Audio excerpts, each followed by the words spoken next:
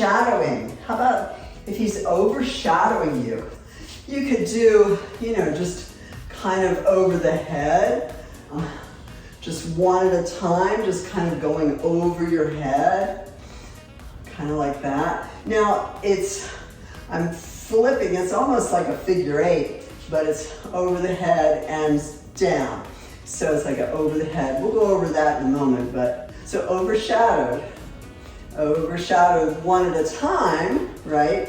Now, what if you were gonna do a figure eight, so say you're gonna do a figure eight with one hand, right? And you're doing a figure eight with the other hand, right? But you do them both at the same time, or kind of one follows the other. So it's like a figure eight and down.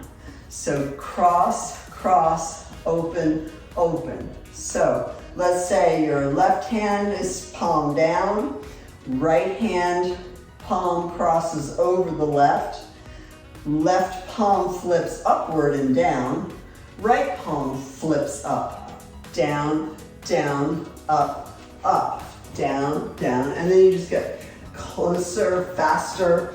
You can have your wrists close together, or you can have your arms farther apart. You can have your arms really far apart, but it's all still the same figure eight. What if you took that same figure eight and did it over your head?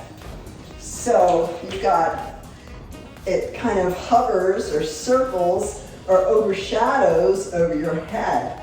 So what if you took it and bent down with it, right? Or you kind of lean over, or lean over the other way for overshadowed. And then being swept away, what I kind of see for swept away is kind of like overshadowed, but with two hands. So it's like over like that. But I kind of saw like if you kicked your leg, and it's as if you're being swept away, and the leg is like taking you in that direction. So it's like being swept away, right?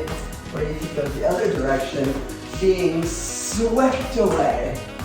So it kind of leaves a trail behind you as you go, just to give you an idea.